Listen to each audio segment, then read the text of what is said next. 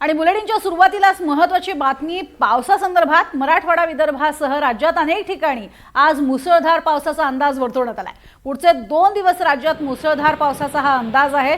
विदर्भ आणि मराठवाड्यातील काही जिल्ह्यांना अतिमुसळधार पावसाचा सुद्धा अंदाज दिलेला आहे। तर पुणे घाट परिसर आणि नाशिक घाट परिसरामध्ये रेड अलर्ट देण्यात आलाय।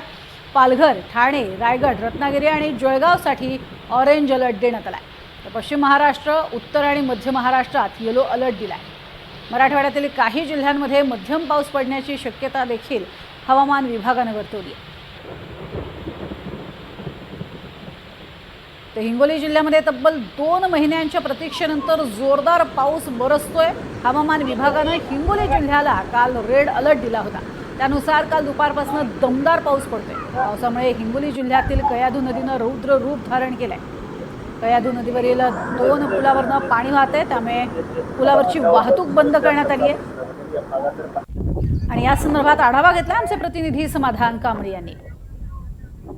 मराठवाड्यामध्ये 2 महिन्याच्या प्रतीक्षेनंतर जोरदार पावसाला सुरुवात झालेली आहे। हिंगोली जिल्ह्यामध्ये मागील 2 दिवसापासून चांगला पाऊस बरसत आहे आणि या पावसामुळे जे कयाधू नदी आहे ती तुडुंब भरून वाहू लागली आहे। आपण बघताय की या कयाधू नदीने रौद्ररूप धारण केलेला आहे। खरं तर हवामान विभागाने काल हिंगोली जिल्ह्याला रेड अलर्ट जारी करण्यात आलेला होता आणि त्यानुसार काल जे आहे ते मोठ्या प्रमाणात पाऊस जे हिंगोली जिल्ह्यामध्ये झालेला आहे आणि त्यामुळे कयाधू नदी पहिल्यांदा जे आहे ते इतकी तुडुंब भरून वाहू लागलेली आहे। कयाधू नदी जे पुला आहे त्या कयाधू नदीवरचे ते पाण्याखाली गेल्याने जवळपास 10 ते 12 गावाचा संपर्क तुटलेला आहे। आपण बघताय की हे समगा गाव आहे आणि समगा गावाच्या पलीकडे जवळपास 10 ते 12 गावे आहेत। त्याचबरोबर जे हिंगोली ते वसमत जो मार्ग आहे तो सुद्धा बंद करण्यात आलेला आहे, कारण ते सोडेगावचा पूल आहे त्या पुलावरून देखील पाणी गेलेलं आहे, त्यामुळे वाहतूक कुठेतरी थांबवण्यात आलेली आहे। खरं तर मराठवाड्यामध्ये मोठ्या प्रमाणात मोठ्या पावसाची प्रतीक्षा शेतकऱ्यांना लागलेली होती, मात्र कुठेतरी शेतकऱ्यांना आता दिलासा मिळतोय। तर जे नदीकाठचे जे जमिनी आहेत त्या पाण्याखाली गेल्याने नदीकाठचे जे शेतकरी आहेत त्यांचं मोठं नुकसान झालेलं आहे।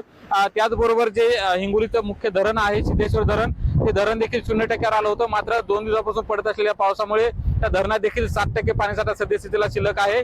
खरं तर या मोठ्या पावसाची प्रतीक्षा हिंगोलीकरांना होती, त्यात पाऊस आता सध्या बरसत असताना दिसून येत आहे। त्याचबरोबर या पावसामुळे खरीपाच्या पिकांना कुठेतरी मोठा दिलासा मिळताना आपल्याला पाहायला मिळत आहे। हिंगोली जिल्ह्याला अजूनही एका मोठ्या आणि दमदार पावसाची प्रतीक्षा कायम आहे। समाधान कांबळे, NDTV मराठी, हिंगोली।